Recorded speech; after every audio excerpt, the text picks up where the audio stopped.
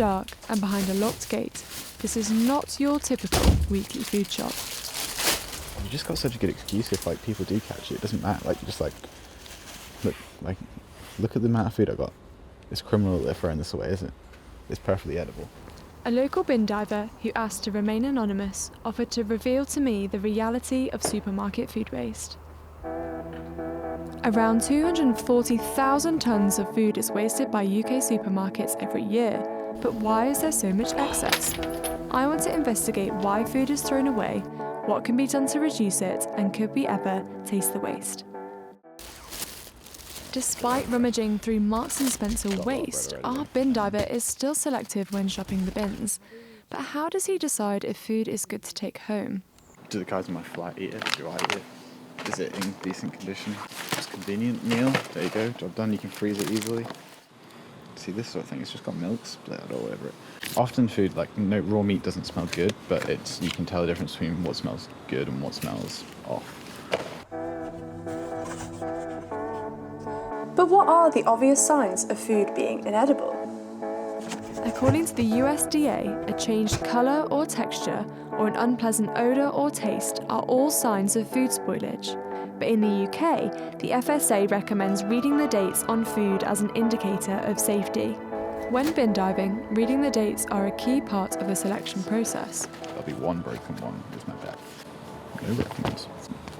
They're not even out of date. They don't even pass their display until date. So what do these dates even mean?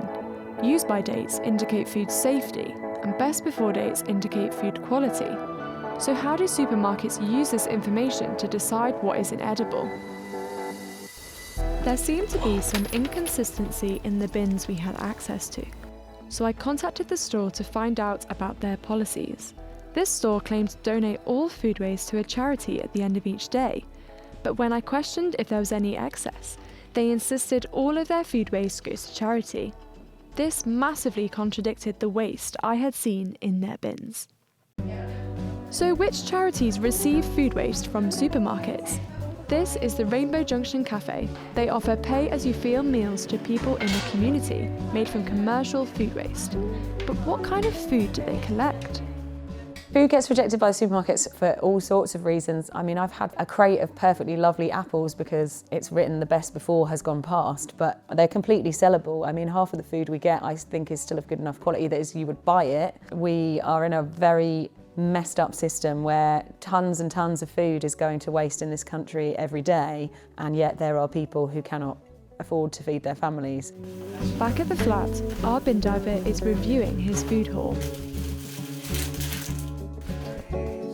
I just eat way better than I normally would. And there was a period near Christmas where I called my family, I called my mum. She was like, "Oh, you've been eating well recently?" And I was thinking back over the past week, and I'd been eating smoked salmon every morning for like a week, and I'd had 3 or 4 steaks. I'm eating M&S food. In my first year, I was eating for a budget of £10 a week in Lidl. Getting free food from the bins every week is not a simple errand, as the legalities of bin diving are a grey area in UK law.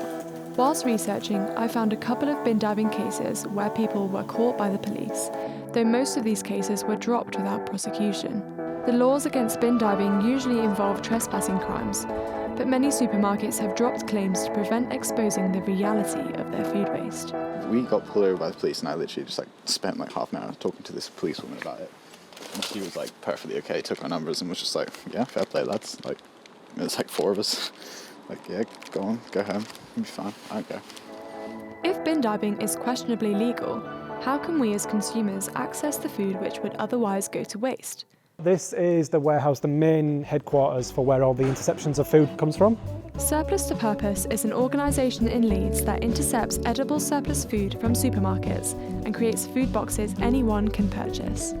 Surplus, from our perspective, is the point of where it's no longer fit for sale. So it could be accidental damage, past best before. So much edible food is created and then a lot of it is wasted and a lot of people don't have access to it for lots of different reasons. I believe we can have huge environmental impacts if we stop this from going to waste because of the packaging, because of the resources, just because of the labour intensive, the mileage that it's travelled, and then it all just gets thrown into the ground or dumped or not eaten. And what we're trying to expose is the fact that so much of it is still edible. Should the food we found in the supermarket bins really be considered as waste? Although best before dates are used to define food quality, we have seen through the bin diver that these dates could be flexible, rather than concrete rules for consumption. But what can supermarkets do to eliminate food waste in the future? I think what they need to be doing is really thinking about their buying policies, because it happens in all levels of the chain. Also thinking about what they buy for each shop, because some of the supermarkets that I pick up from, I'll go in one day and there's nothing and they're like, oh, we didn't have enough, we ran out of everything, and then the next day there's 6 tons, and it's like about finding that balance. With the government's commitment to halve food waste by 2030, could the UK use legislation to reach this target? In 2016, legislation was passed in France which prevented supermarkets from destroying unsold food products. Could the UK do this too?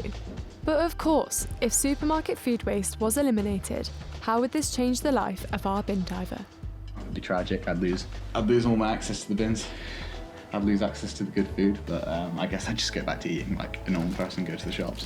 And I would be really happy if they managed to find a way to completely eliminate food waste out of the class.